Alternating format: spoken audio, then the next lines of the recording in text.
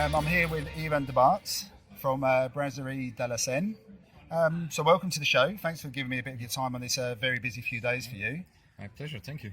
Perhaps you'd like to let people know what you're over here for. Actually, we are here for visiting accounts first with our importer Cave Direct. Very good people, by the way. We have a lot of fun with those guys. And also to attend the Belgium Beer Festival starting tomorrow and ending up on Saturday.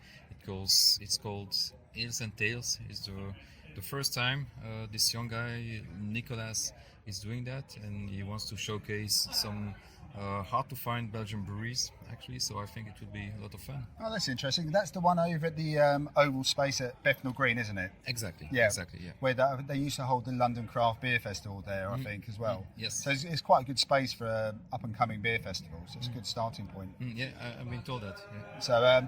So how long have you guys been around now? We are professional brewers since 2004. We started as home brewers, and at a certain point, brought by the passion, we had to become professionals. We are now based in Brussels, but we have started in a little village in the suburbs of Brussels back in 2004, and we are operational in Brussels since 2010, actually. Okay, because I only came across your biz for the first time last year at a little cafe about 10 minutes from the station, just when I was staying there with my girlfriend.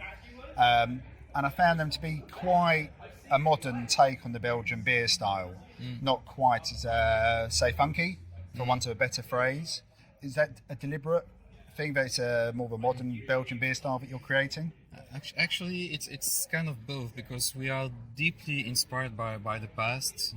Digging into the history of brewing is my passion, actually.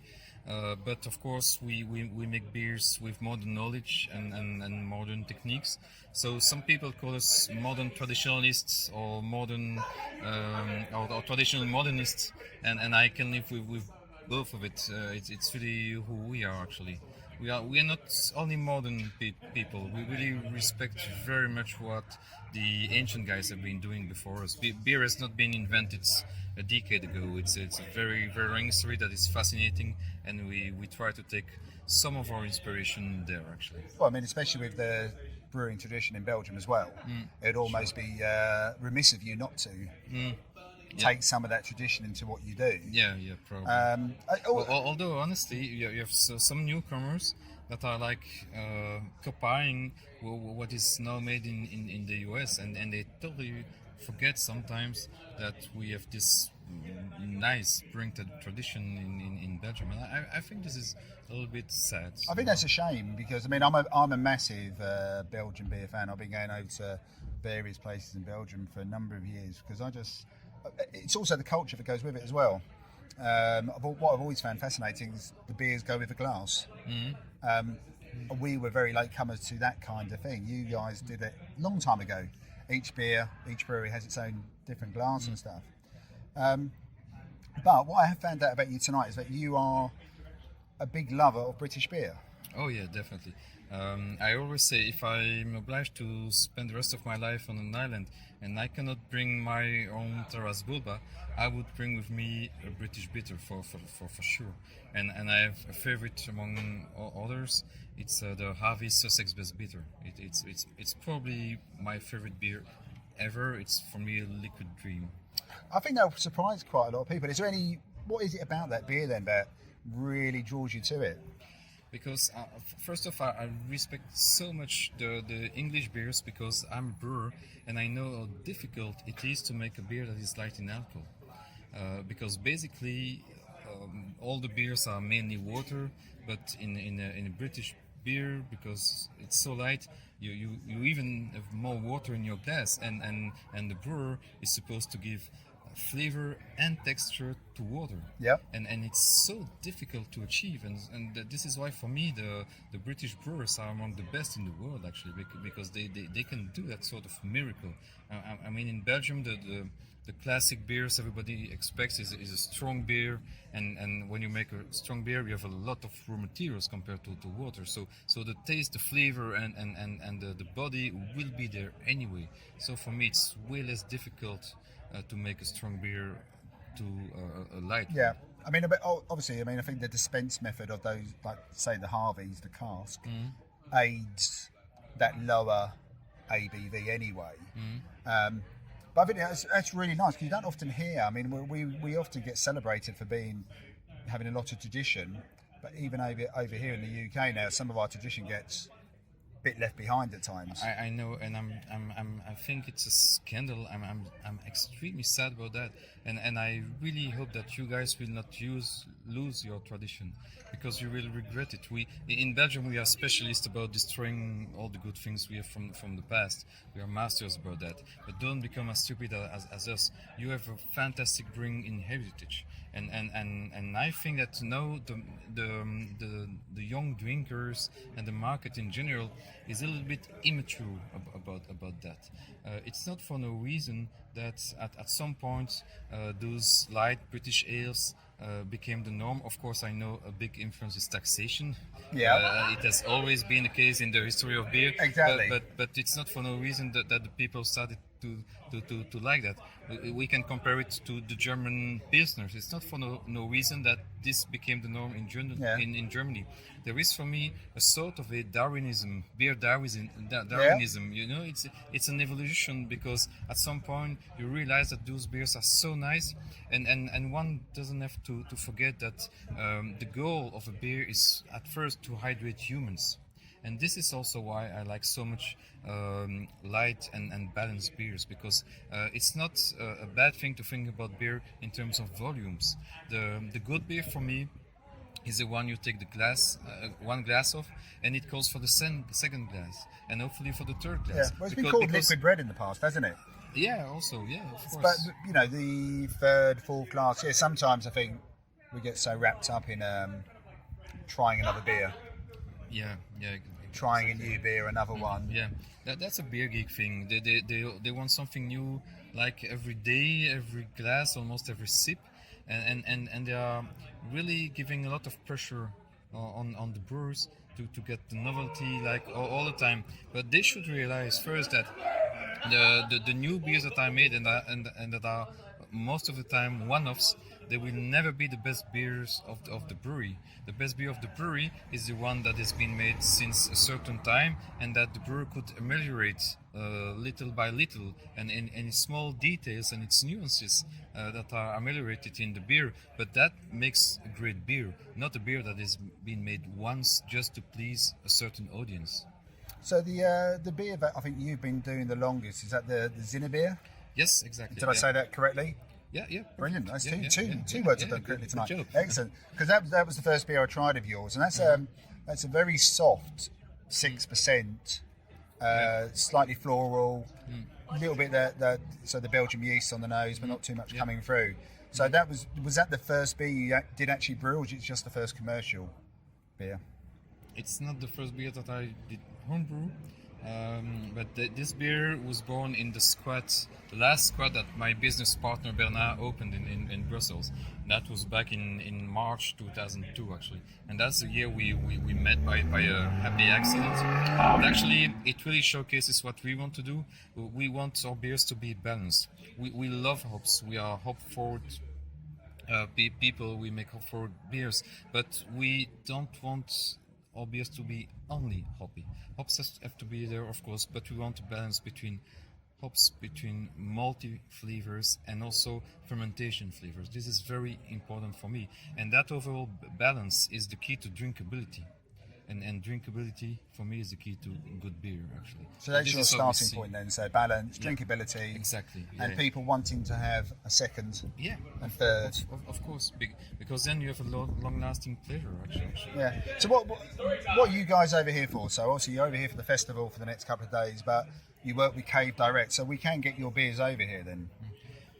Yeah, definitely. We used to work with another importer as well, but he didn't do much for us so far, and so this is why we are very happy to meet the Cave Direct guys that are super they're full of energy. They are extremely proactive people. They're very cool people. We spend a full day with them, visiting pubs and mainly chatting chatting between humans. I mean, it was not like chatting between business people. We are we don't really care about business. Well, I mean, you're out here tonight with them, aren't you? For the four corners of London are represented. The Cave Direct representatives are here. And you know, when you came in earlier to the pub, we're at the King's Arms off Bethnal Green Road, you were just chatting. Yeah, exactly. Of course, and we are discovering those guys. They are very cool humans. Yeah. It seems it's also a very good team. There is a good team spirit in this company, which is always a very good sign, I think. And we are now discovering their values, and we see that we are sharing a lot of values with them. So it has been a great day actually. So are you seeing, working with Cave Direct, are you seeing your beers getting to more places over here now? We hope so, and we see that already. Actually, we have been to many places, and our beers were there, and people seem to like them, and we are extremely happy with that for sure. Yeah, so I think what I do like about them, I mean, like I said, I love the Belgian beers, I love Belgian beer styles. I mean, I'm very much of the say Straf Hendrick, Quad, or Marriage Parfait are probably two of my top favourites. But you wouldn't be able to introduce someone to them. You wouldn't say, here's a Belgian beer and give them one of those. Whereas I think with your beers, it's a great way of introducing to both Belgium and a slightly more modern take on it. Is that a fair summing up? I think so. Yeah, totally. This is us. Yeah, for sure. So if there's one beer of yours I should try, what would it be? For me, it should be our Terras Bulba. This is our lightest beer, so it's 4.5 ABV beer. We call it Belgium Session Ale. It's really a beer that is meant to quench the thirst of humans, and so that's for me. I said it, the goal of a beer. So it's a beer that is light but full of flavor. It's very dry. It's quite bitter, and we use some of the very best noble hops that exists on the planet. We do a dry hopping with them, so you have some citrusy, herbal, floral, very noble flavors from those wonderful hops, and it's hops that I source myself. We buy those hops directly from the farmer in Germany. I do the hop harvest with him every year. Well, you literally pick them. Not pick them. Honestly, it's a machine. Sorry, it sounded like you were turning up there for a minute. I was like, I was impressed with. No, it's hopefully a machine that picks. I help a little bit, but you're there, but not too much. I'm there, and actually, when you are on the fields with the farmer, you understand the complexity of growing hops. It's a very difficult crop actually, and one thing that is super important is the terroir, so the quality of the soil of the hops, and this is exactly the same for the grapes for making wine, but also the day of harvest, and that's a farmer's decision. Super important. The way he will dry the hops, the technology he will use for drying the hops, the layer of the hops when he dries them, everything, all those things that seem to be detailed are so important to the quality, the final quality of the hops. And so those farmers, and so we have one in Germany, one in Slovenia, and those guys allow us to choose full batches of hops. You choose hops normally right after drying. So you press them in your hands, you smell them, and so I go from batch to batch, and I'm allowed to choose the batches I prefer and that I want to find back in my kettles for the next season. This is for me the most important moment of the year actually, because it's only by doing that you are sure of the quality of the hops you will get, because the quality can vary enormously even in the same given variety. If you don't know how the guy is working or his terroir, where he's located, when he will crop, etc., how he dries, you will never know exactly what you get actually. I think that's amazing, because that's properly hands-on. I mean, other than the comment about picking them yourself, you're there, you're testing them, you're going, these work for me, and you've told me they're in a beer, and I don't believe that beer is actually on here tonight, is it? No, it has been in other places, but so that very beer is not. You told me about a beer I really want to taste now, and it's not here tonight. Yeah, I know, but you asked me my favorite beer, and I know, I did. Terras Bulba. I lined myself up for that one. But besides Terras Bulba, it would be Zinnebeer, and that's the one. That's the one I had, and that's my first one. I'm very much attached to that beer because it's our first beer, and also because it's probably our most balanced beer actually. And our dream has always been to make a beer for the Brussels people that would be adopted by them as being their beer, and it became the case with Zinnebeer actually. It's the real Brussels people beer today. It took us like almost 14 years to get there, this is like a sort of a personal achievement for us, that the people around us in Brussels like this beer so much. I mean, that must be very gratifying when you see that and when you hear about other people who are drinking your beer that's made in the city that you're in. It is. It's still, and still, even today, when we enter a pub and we see many people having a glass of our beers, it's still moving like in the very first day, actually. It's a very nice sensation to feel, actually. Well, look, on that note, thank you very much for your time. I hope the rest of the visit to London and the weekend is a success. Thank you ever so much for your time. Thank Cheers. you also very much. Cheers.